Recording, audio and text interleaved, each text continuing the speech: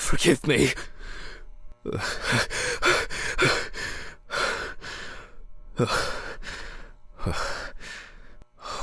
What? Fuck. I should take my pills. It's always good to have something for a rainy day. So much light everywhere. Menu for today: dinner in town and takeaway coffee. It's a shame these won't help with my hangover. The fucking phone.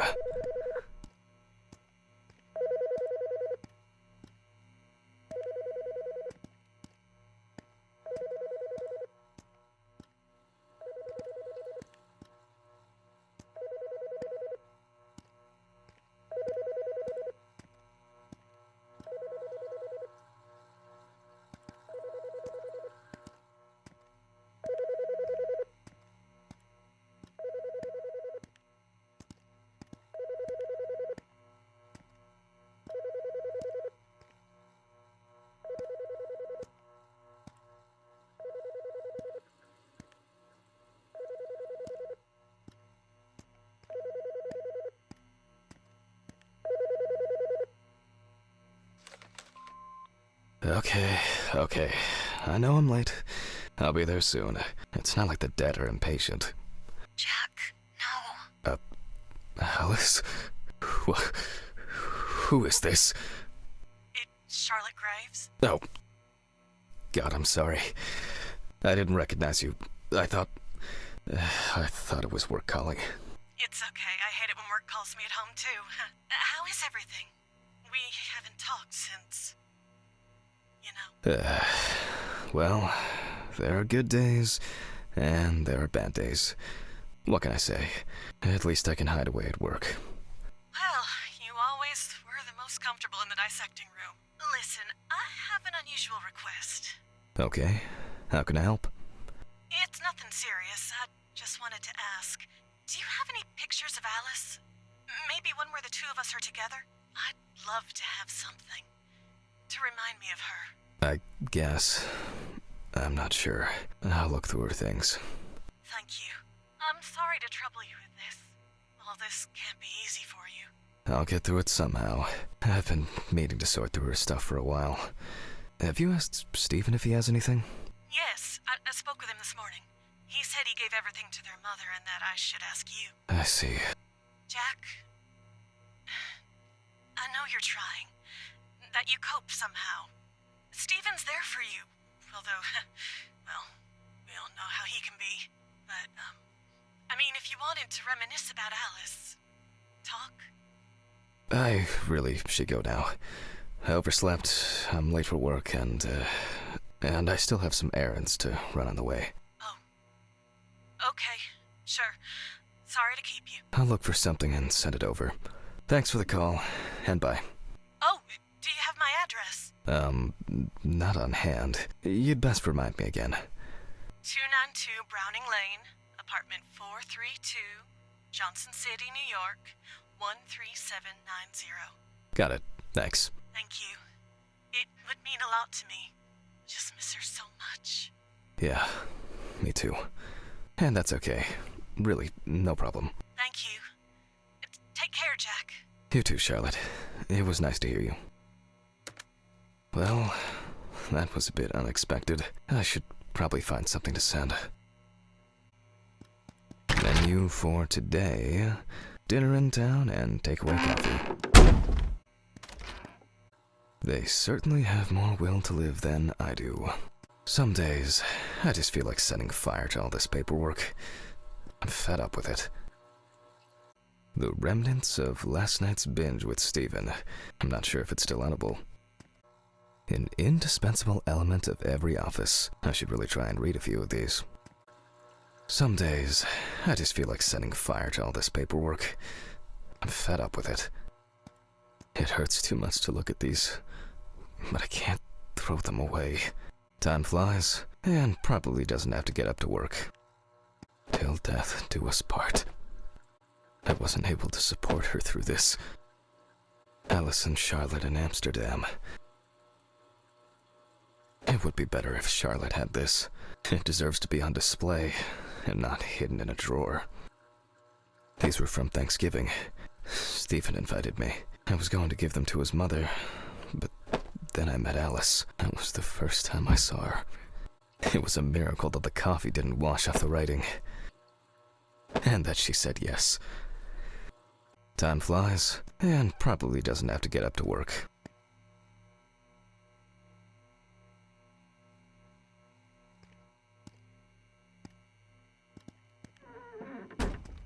Till death do us part. Okay, time to go to work. I'm seriously late.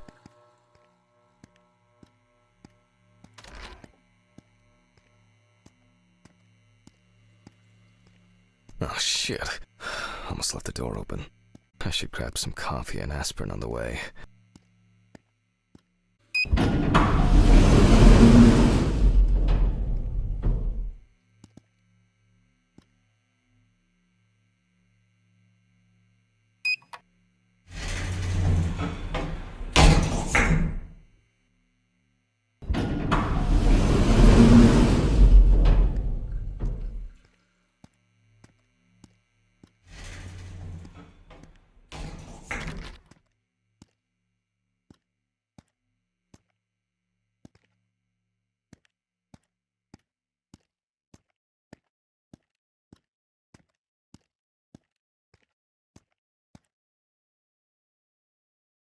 I hope this helps, Charlotte.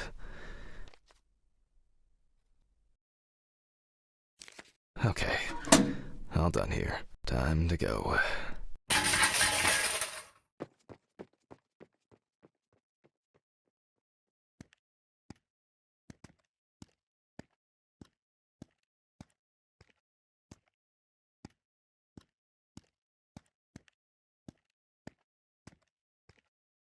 Ah, damn, I forgot my jacket.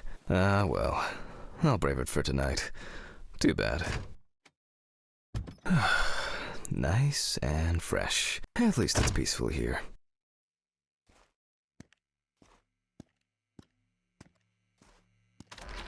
Good evening, Mr. Ridley. Has Stephen delivered the body? Mm-hmm. Did he leave it where he usually does? Uh-huh. As always, it's a real pleasure talking to you. If you say so.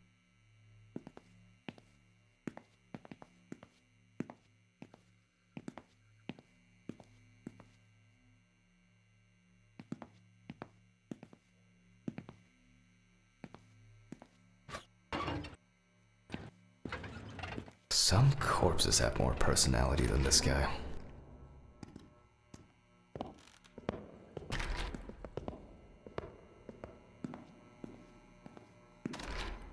Christ. Who leaves the window open in the middle of November? So I'd better check the answering machine. Hi, Jack. I dropped by a little early today. I left the body with Ridley in the corridor. He wasn't sitting in the locker then, so maybe he'll even throw him into the room. Well, how are you doing? I mean, it's your first birthday without her, and... This, I still have a hangover, and you know me, I run to the John like the neighbor's fucking dog. You know, today I slipped on his shit again. That fucking furball. He always has to shit next to my car. Anyway, I can't come over in the evening, but we'll catch up on the weekend, okay? Bye. I almost forgot. Charlotte called me this morning. She asked about you, so answer your calls, Jack. This time it's not a reprimand for being late. That's par for the course. I wonder when this clown will learn to look under his feet.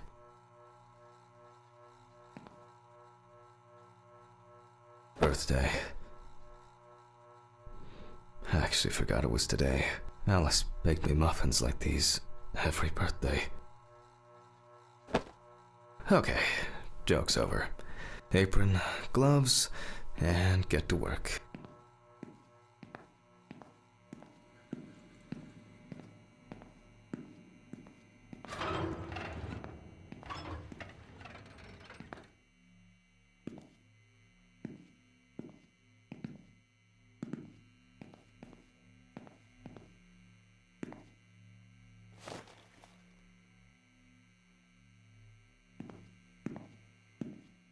I need to order another batch of these.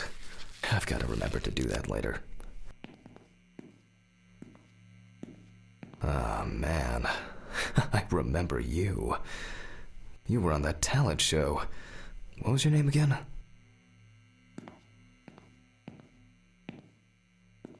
Steven laughs at me for recording everything. He says I have a bigger collection of stuff like this than most of the creeps he's caught. November 21st, 1991. Time, 9:13 p.m. The autopsy is conducted by Jack Hanman. Lecture for the Medical University of Missouri. After yesterday's lecture, you should already know the ins and outs, so today we'll be consolidating our knowledge. So, where do I start? That's right, police folder. Ah, yes, Samantha Barker. Now I remember. There's probably going to be a lot of chatter about this.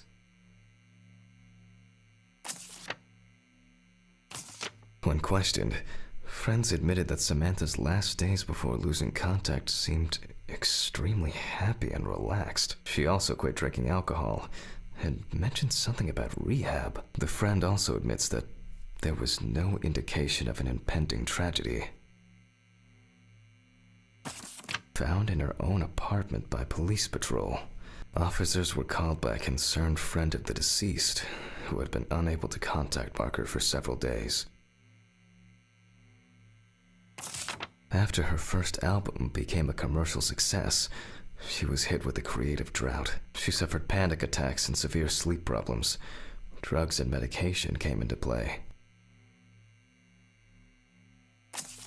The deceased was found in her own apartment, in a semi-recumbent position on an armchair. Large quantities of alcohol and empty packets of sleeping pills were also found in the apartment. During the interrogation, a friend of the deceased admitted that Samantha never got to grips with the sudden fame that came after winning such a high-profile talent show. Well, let's see what settled this matter.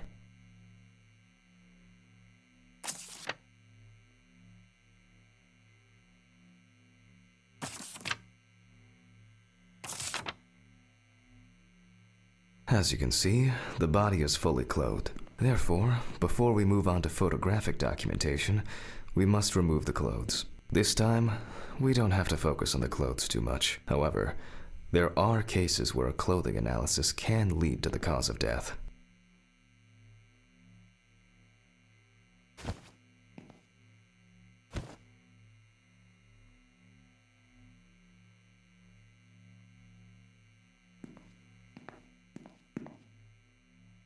Okay, now we can continue with the examination. Again, begin by taking photographs of the cadaver. I guarantee that over time it will cease being embarrassing for you.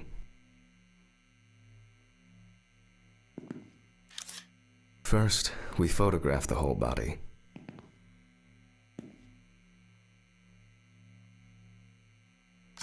And now, any suspicious-looking marks or wounds. Uneven. We need to investigate this. Times.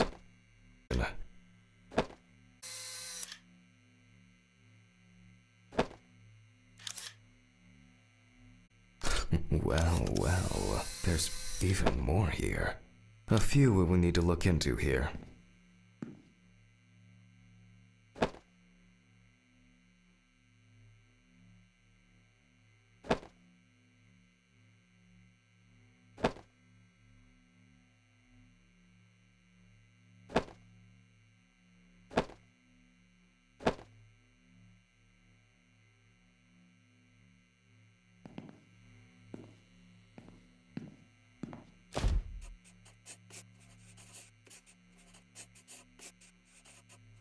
Notes prepared. Time to take a closer look.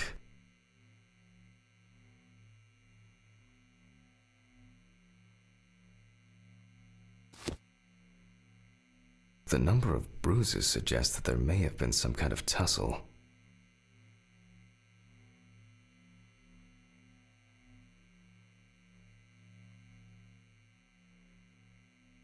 Some furrows have imprinted more strongly, others less, as if someone was, undecided?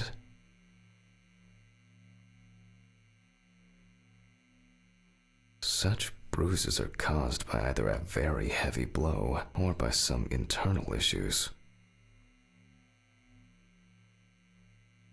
And here's something interesting. The skin of the deceased is covered with numerous blisters. Some of them are ruptured, others still contain fluid residue.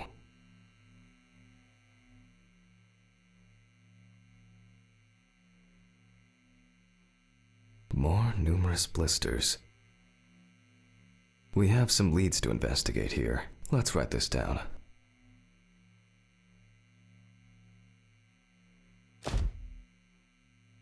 Currently, it's difficult to say whether the bruises were the result of a beating or whether it could be some kind of internal bleeding. In general, such blisters usually appear in the case of mechanical abrasions, but due to the place of occurrence, this should be excluded. The most likely cause of such skin changes is the high concentration of barbiturates in the body. Although it's easier to have abrasions on your feet, but the number and size of the blisters suggests that it's probably a matter of barbiturate poisoning. On the neck of the deceased, we can see clear furrows, indicating that strangulation may be the probable cause of death.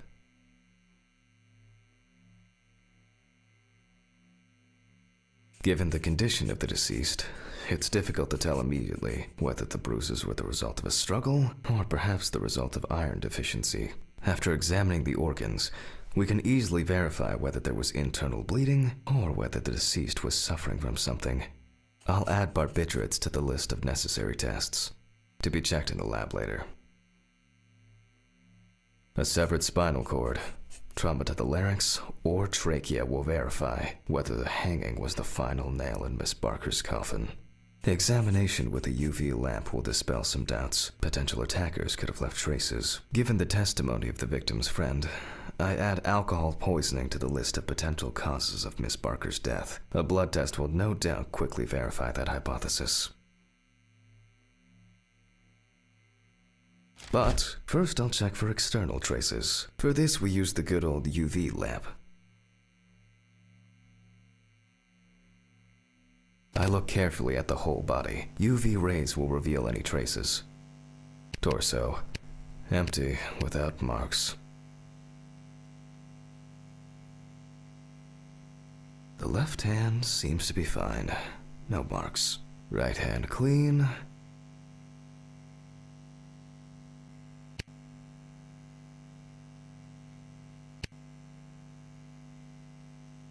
The area around the head is empty.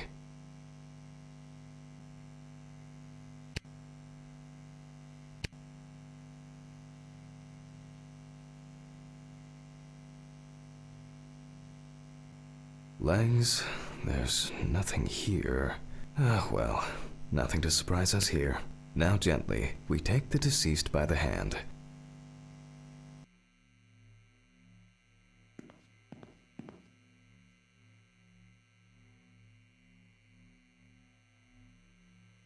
Again, the hand falls freely. Since we don't have a definitive lead, we will examine all the key organs one by one.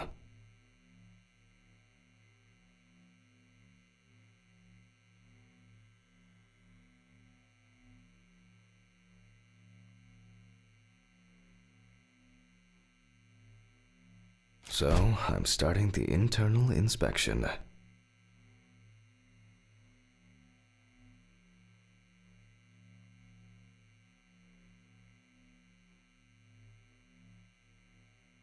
I dissect the skin of the deceased.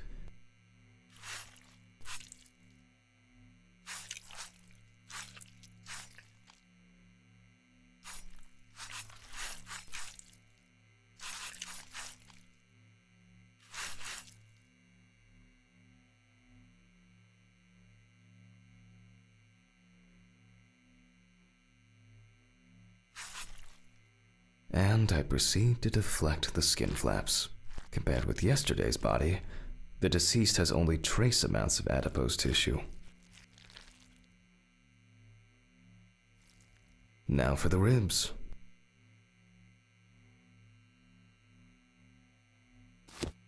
What do we have here? Or rather, what don't we have? There is certainly no sign of internal bleeding. Before I disembowel the deceased, I will take samples for toxicological tests to determine the alcohol content in the body. I just need my syringe. Just to be sure, I'm taking samples from 3 organs: the eyeball, the heart, and the bladder. Analysis will rule out, or confirm, alcohol poisoning as the cause of death.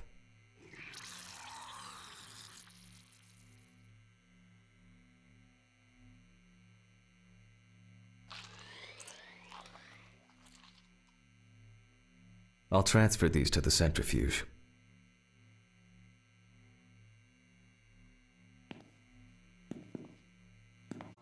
Numbers have never been my strong point. It's probably why I regularly forgot birthdays and anniversaries. I'm lucky Alice always forgave me.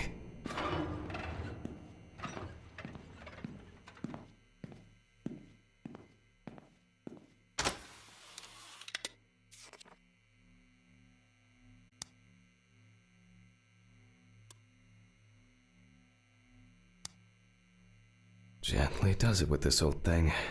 Handle with kid gloves.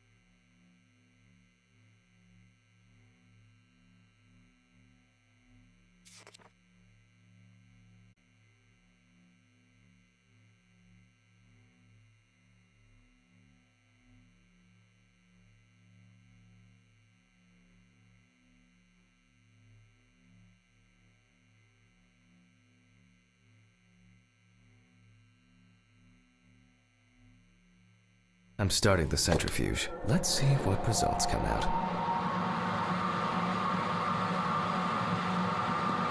The laboratory is already open, so...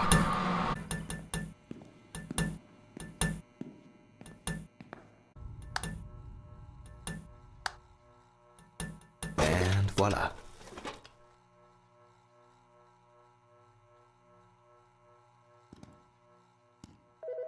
Oh, for fuck's sake. Can't I work in peace?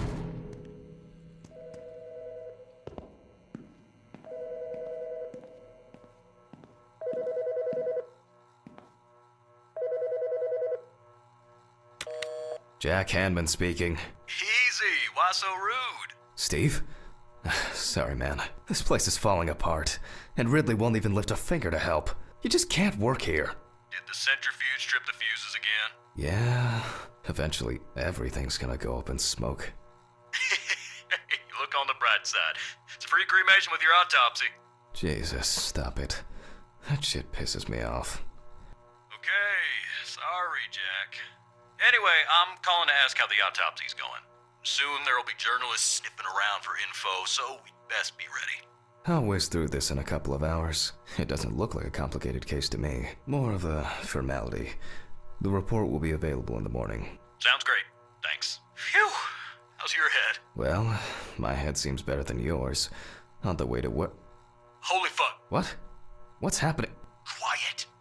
A 3-car police convoy was involved in an accident near Pete's Bay Bridge while transporting prisoners to Orleans Parish Prison. At the moment, we do not know the exact number of victims or whether any of the convicts escaped. However, the scale of the accident indicates a large number of victims, possibly even fatal ones. Police are on their way to investigate the incident and secure the area. We know that the injured prisoners are on death row. The police were to transport them to their execution, which was to take place tomorrow morning. Many of them are very dangerous criminals. We will report on the matter on an ongoing basis, so stay tuned with us. What? Steven, was Red Pete one of the passengers? He was, wasn't he? What if he survived? Jack, I have to go. They want me on site. What if he survived? I gotta go. Talk to you later, okay? Fuck. Calm down, Jack. pills. I need my pills. You heard him, Jack. A serious accident, yes. Nothing's going to happen.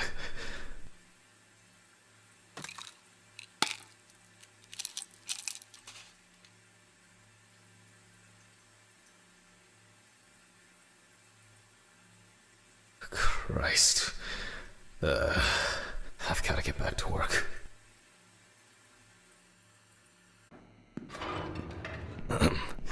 Technical break. At least I know I can pursue a career as a janitor if I need to. I won't, but...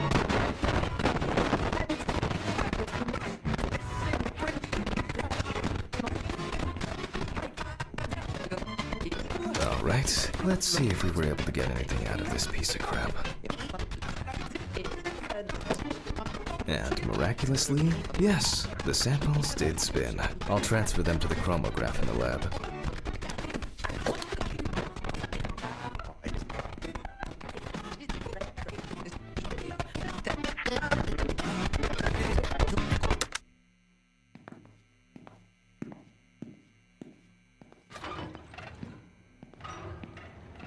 All right.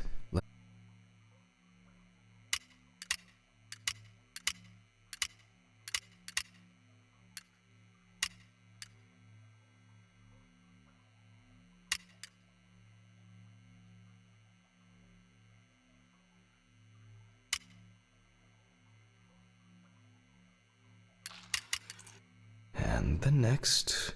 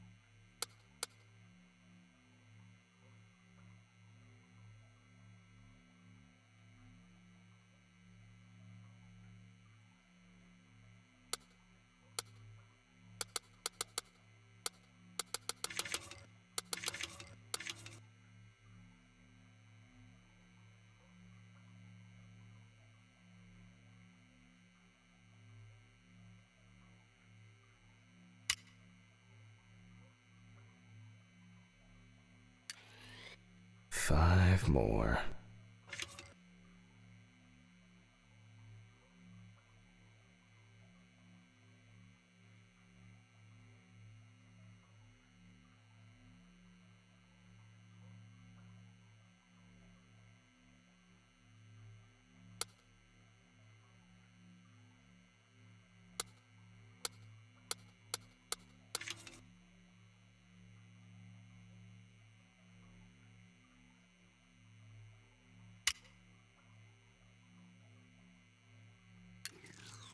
We put the prepared sample into the machine.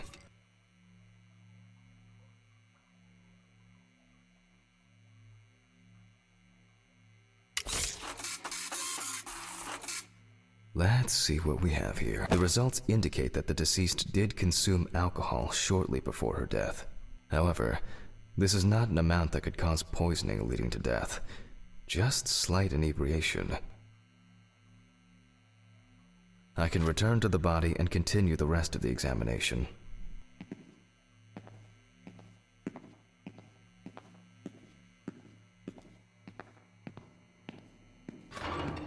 The chromatograph results show that we can eliminate alcohol poisoning from our list of potential causes of death. However, remember that alcohol can affect the functioning of the entire body. It disturbs the heart rhythm, accelerating its rate, and dilutes the blood, which may result in more severe bleeding in the event of an accident. Also remember that alcohol affects the metabolism of drugs in the liver, which I'll now look at in more detail.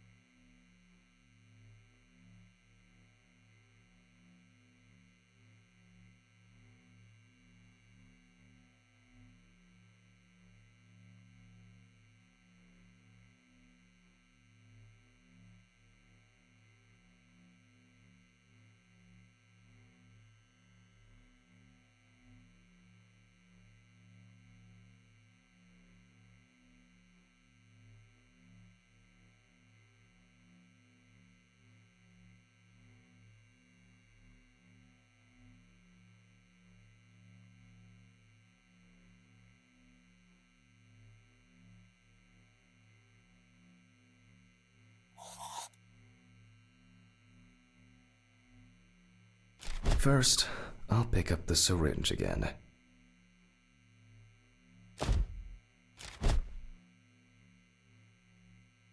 I'll take samples from the liver and the heart to test the concentration of barbiturates in the body.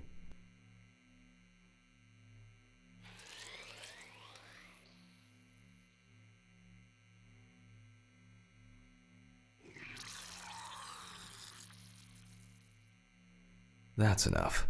I'll do the test later. I'd best not try my luck with the centrifuge right now. Now I remove the liver.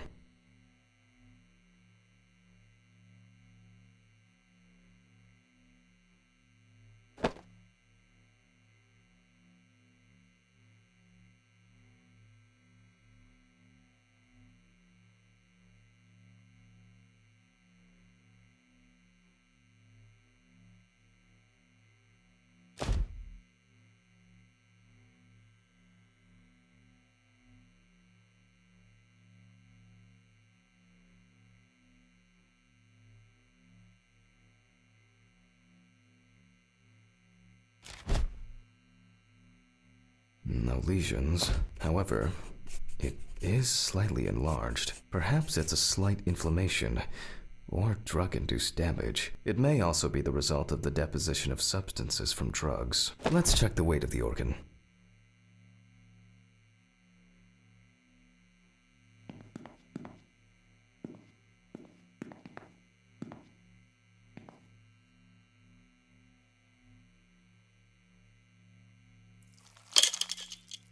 The weight is 1,300 grams. The liver is enlarged.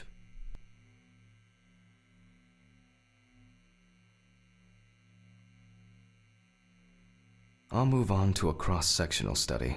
Perhaps the enlargement is the result of early cancerous changes.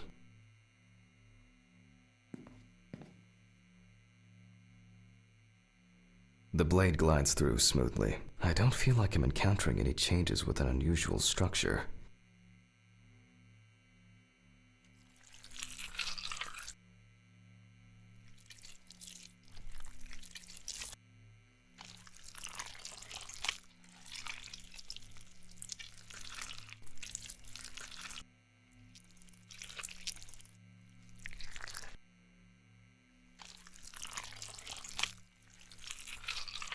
No steatosis or cirrhosis. The liver is actually quite clean inside.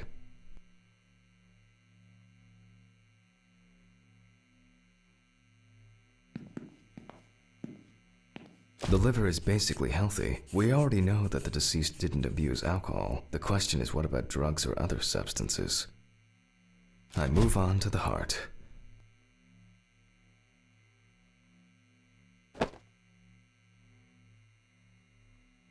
Oh, at a glance, we can see signs of a heart attack. The deceased is definitely too young to have a heart attack due to natural causes. The liver is enlarged, not from alcohol poisoning, and the heart looks like it has collapsed. So, I guess we need to go to the centrifuge and check for these barbiturates.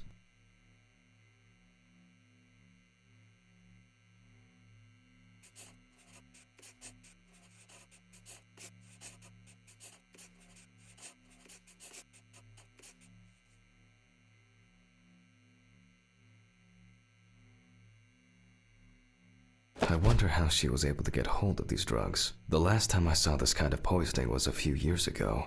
He was a middle-aged guy. He took his medication and forgot about it. So he took another pill. He forgot again and took another one. And another one. Until he took the last one. That's why it's better to have amnesic drugs in boxes labeled with the days of the week. This sort of thing rarely happens anymore. Doctors tend to prescribe benzodiazepines. They are safer, but still shouldn't be combined with alcohol.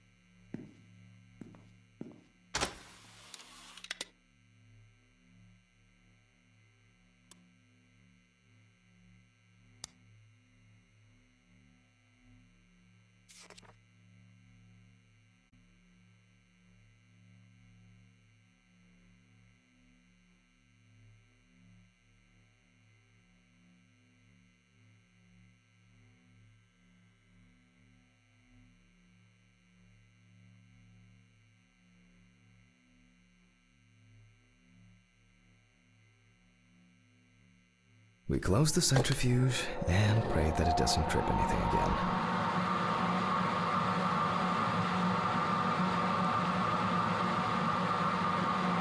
It looks like our luck is in.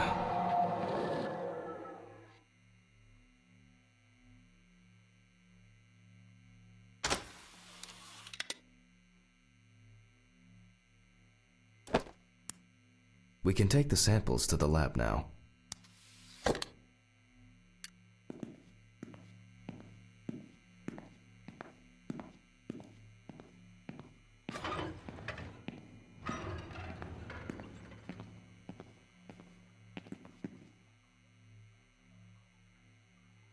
Okay, 2 samples this time. 6 milliliters each.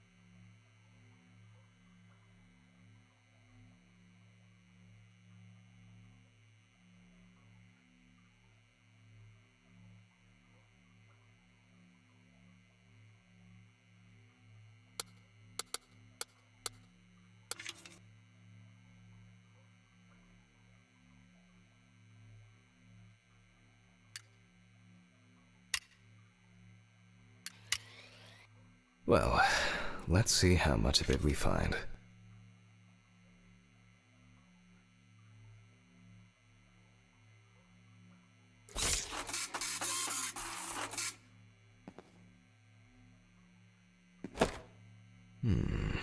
Nothing surprising.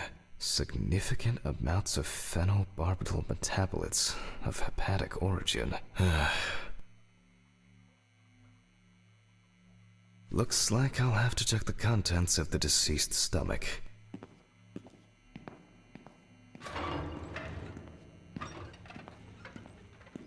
The tests showed that the collected blood contained enough barbiturates to cause cardiopulmonary collapse. The question now is whether it was an accident or a deliberate act. I'm proceeding to examine the stomach. Before extraction, I ligate the entire organ to prevent its contents from spilling out. Okay, I'm now cutting out the organ, which will move to the board for dissection.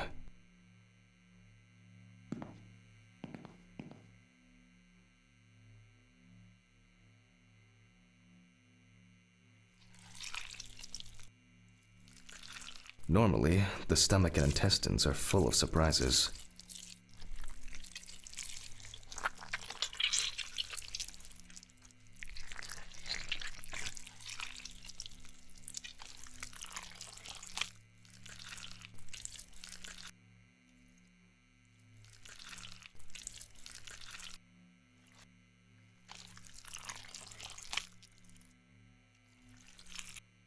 Not this time. We see remnants of undigested food and a dense mass of pills.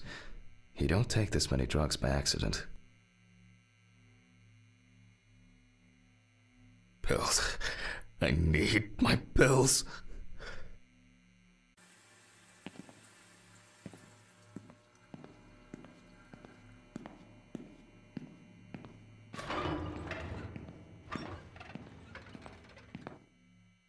Length and width normal. No obvious pathological changes. Undigested drugs found in the stomach of the deceased. The direct cause of death was probably an overdose. I'll check the rest of the organs, and then the nervous system. We'll see how significant the marks on the neck are for the whole case. Lungs are normal, no lesions. The victim was probably a smoker, but was unlikely to be in any serious danger. The deceased's trachea is normal, complete patency. No food or fluid. The deceased's intestine is normal. No clear pathological changes. Abdominal cavity checked off. We can check the brain.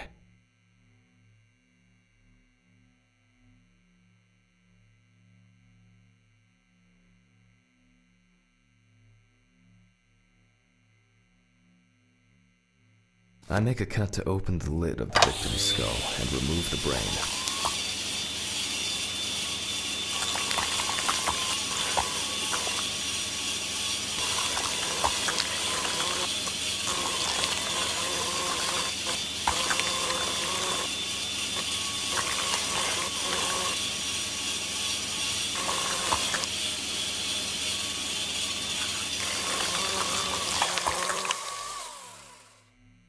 Brain is normal.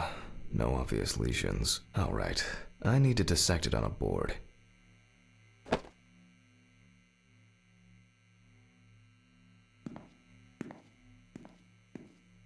Using a knife, I carefully cut through the brain tissue.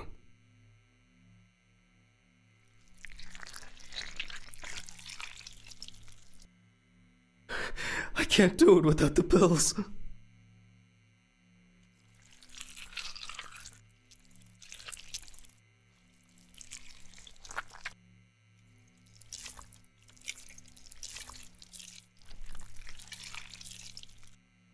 As expected, the deceased's brain is in excellent condition. No discoloration or changes due to hypoxia. There is still the matter of the marks on the neck. They look super... No.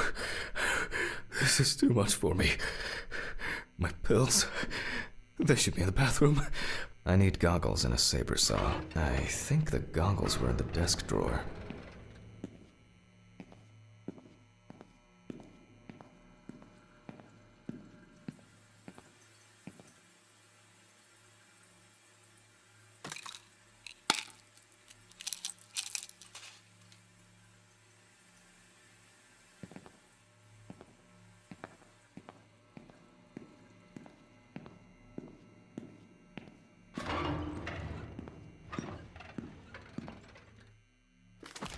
Alice.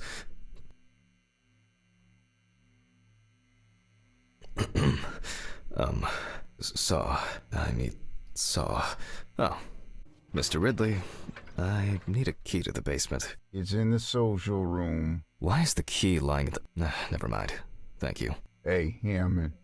Did you hear about the convoy? Well, maybe you'll get a chance to relive your glory days and catch Red Pete again, huh? Let's hope there won't be a need for that.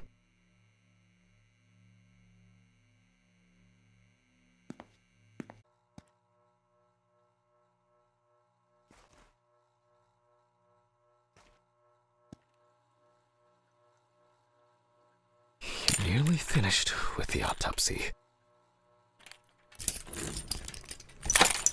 Then you can go home and rest. I'll take the saw. I'll check. Fuck! It's jammed! Doesn't anyone do maintenance around here? Damn hatch. Damn Red Pete. Will I ever again? Ever be... If only...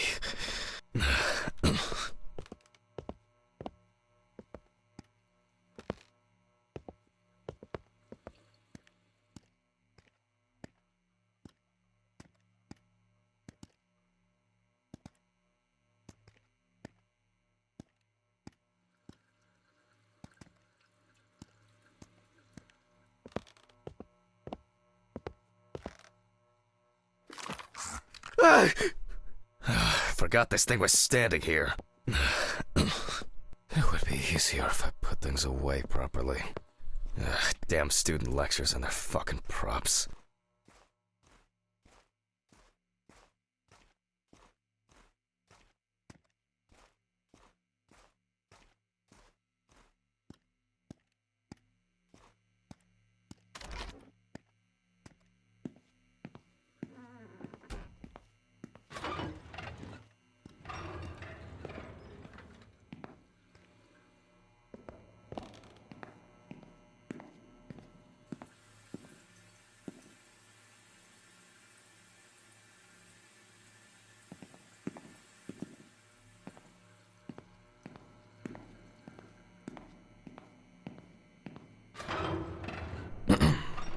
Sorry for the short interruption. I hope you all took the opportunity to grab some coffee.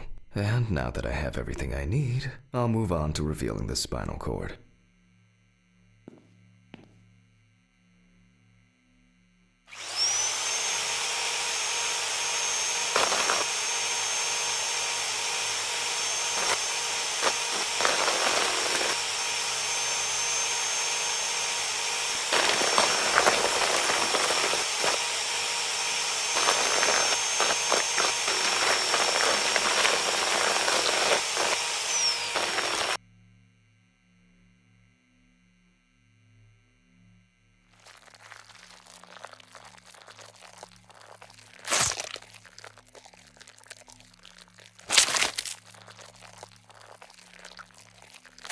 The spine is removed.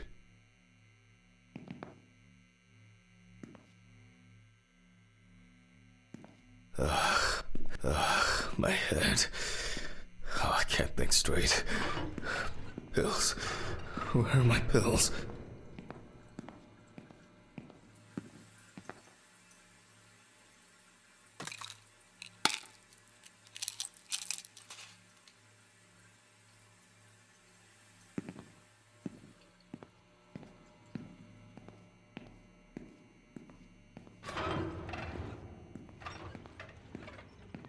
I can see that the spinal cord was not severed. This shows that apart from the marks around the neck, hanging didn't negatively affect the condition of the deceased. Ladies and gentlemen, almost over. Now, to sum up and tidy away the body. The direct cause of Samantha Barker's death was a heart attack resulting from an overdose of barbiturates.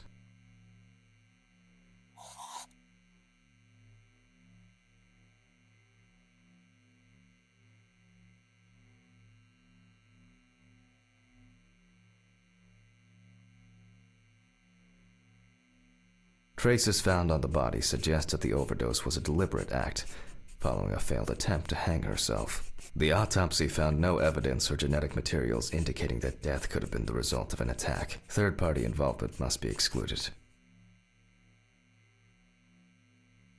Autograph, and we can start sewing.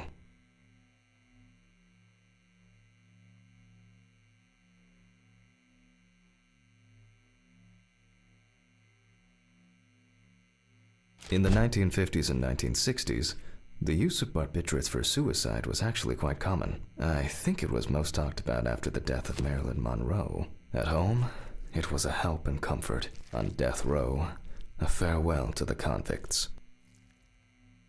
Well, that's the way it goes. It isn't the drug, but the dose that makes the poison.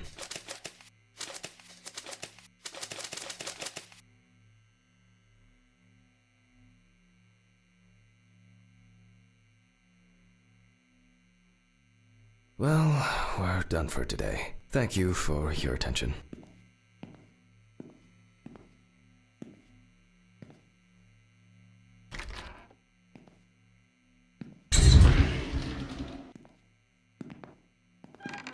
Tiring day. I can feel those hunger pains coming on. I guess I'll have to pick something up along the way.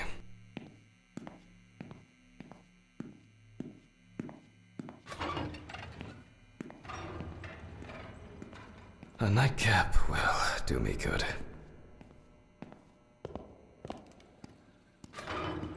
Good night, Mr. Ridley. The police will pick up the body and accompanying documentation in the morning. Sure. I guess there are actually two things in this world you can be certain of. Death and Ridley's reluctant attitude. Alright, maybe three things. My whiskey on the rocks when I get home.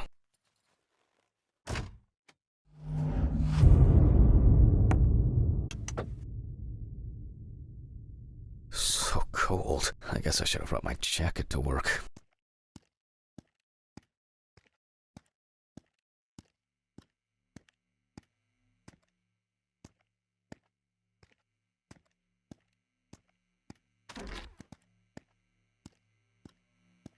This block can be quite intimidating when it's so quiet.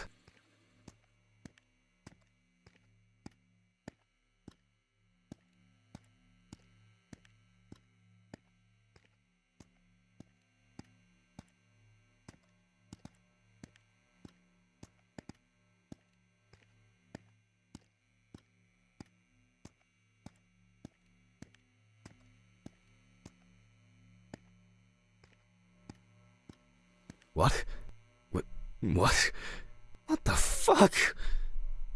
But I locked it. I'm sure of it.